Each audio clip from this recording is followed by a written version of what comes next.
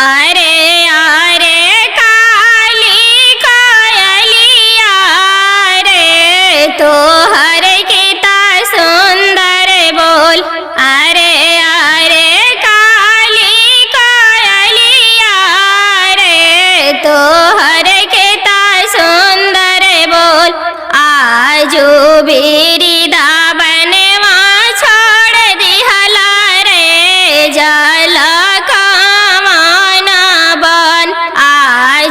बिरिदा बनवा छोड़ दिहला रे जल कवन बन।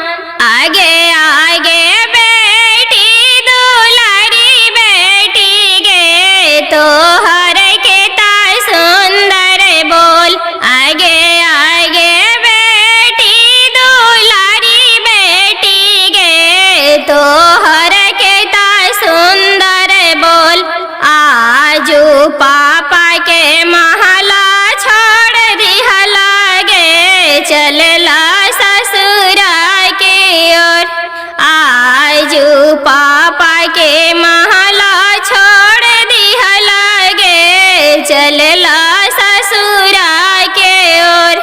आजी आजी पापा अपना पापा जी तोहर मतिया आजी आजी पापा अपना पापा जी तोहर मतिया है रलवा।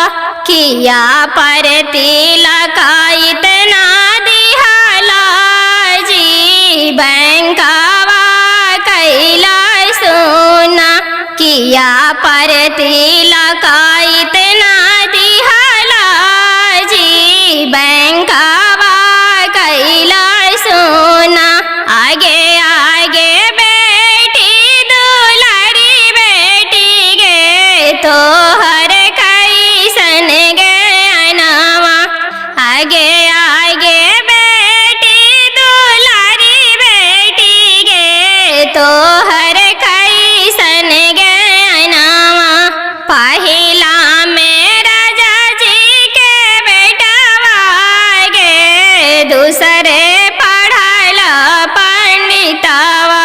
पहिला में राजा जी के बेटवा गे दूसरा पढ़ल पंडितवा।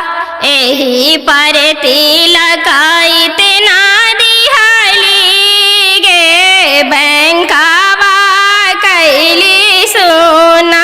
एही पर तिलक इतना दिहली गे बैंकवा कैली सोना।